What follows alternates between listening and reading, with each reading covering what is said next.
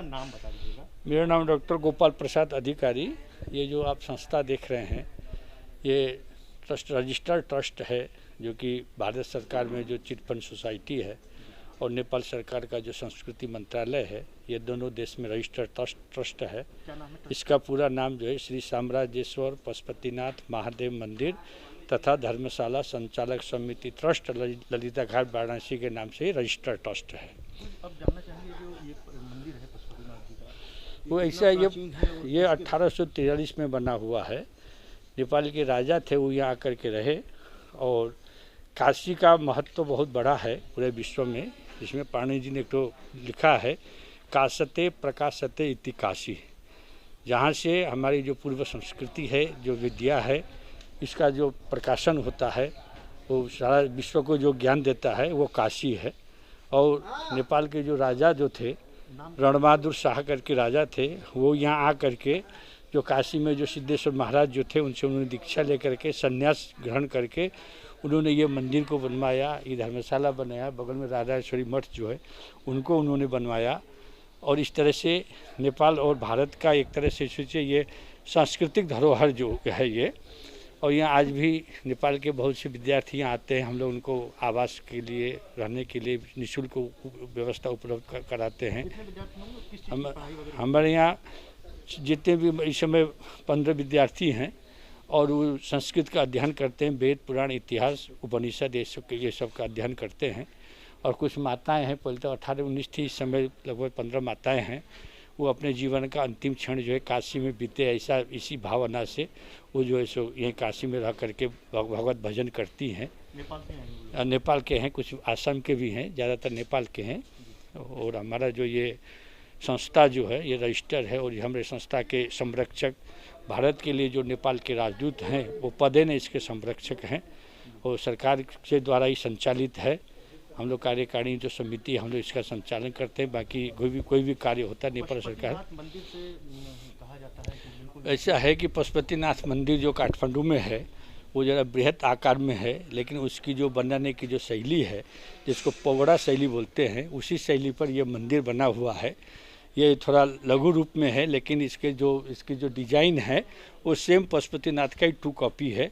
और जो लोग काठमांडू नहीं जा सकते हैं, भारत के बहुत से मतलब तीर्थयात्री हैं आकर के दर्शन कर पशुपतिनाथ का दर्शन किया करके अपने को संतुष्ट करते हैं। और ये भारत और नेपाल का ये सांस्कृतिक संबंध का द्योतक है। नेपाल के राजा महाराज किस तरह से काशी में आस्था रखते थे। और जहाँ तक काशी का प्रश्न है, नेपाल के हर क्षेत्र में, चाहे धार्मिक क्षेत्र हो, चाहे राजनीतिक क्षेत्र हो, चाहे कोई भी क्षेत्र हो, उसमें काशी का बहुत बड़ा योगदान है। जिस समय नेपाल में राजतंत्र था, उस समय नेपाल के जो बड़े बड़े जो नेता लोग थे, जैसे मान लीजिए विश्वेश्वर प्रसाद कोइराला, गिरिजा प्रसाद कोइराला, कृष्ण प्रसाद कहने भट्टराई आदि जो बड़े बड़े जो राजनीतिक योद्धा थे, उन लोगों ने काशी को ही अपना कर्मस्थल बना करके काशी से उन्होंने क्या नाम है अपने राजनीतिक जीवन शुरू किया था। तो काशी और नेपाल का संबंध तो मैं समझता हूँ जो नाखून और मांस का जो संबंध होता है वैसे ही संबंध है। ये संबंध जो है, कहा जाता है कि काष्ठ कला के लिए मंदिर जाना जाता है। नहीं वो तो ये जो काष्ठ कला जो है, काष्ठ जो है वहीं से नेपाल से ही आया। ये ऐसा था कि ये मंदिर जो देख रहे हैं आप, ये वो जीर्ण शीर्ण हो गया था। ये धर्मशाला जो ये भवन देख रहे हैं, ये ऊपर का तला गिर गया था। जब नेपाल में बहुदलीय शासन प्रणाली व्यवस्था आई, उस समय गिरिजा प्रसाद कोइराला वहाँ के प्रथम प्रधानमंत्री हुए प्रजातंत्र मतलब बहुदलीय प्रणाली में। तो वो काशी आए थे, तो हम लोगों ने उनको ये मंदिर के विजिट कराया। तो उन्होंने ही नेपाल कैबिनेट में पास करा करके नेपाल में जो पुरातत्व विभाग है, वो पुरातत्व विभाग के थ्रू जो है सो ये सारा रिपेयरिंग भया है, सारा जीर्णोद्धार भया है। 15 साल लगा इसको जीर्णोद्धार करने में। जैसे जो नए जो लकड़ी देख रहे हैं, कलसा देख रहे हैं, जो भी इसमें पुरानी लकड़ी है हमने इस तरह से रखा हुआ है चारों तरफ मंदिर में। इधर टूटने से इधर का टूट गया है। और बाकी नेपाल सरकार के ही संरक्षण में चलता है। देख रेख तो हम यहाँ की समिति जो ट्रस्ट आपको बताया वो करती है, लेकिन इसका संरक्षण कोई बात होती नेपाल सरकार के थ्रू ही काम होता है यहाँ।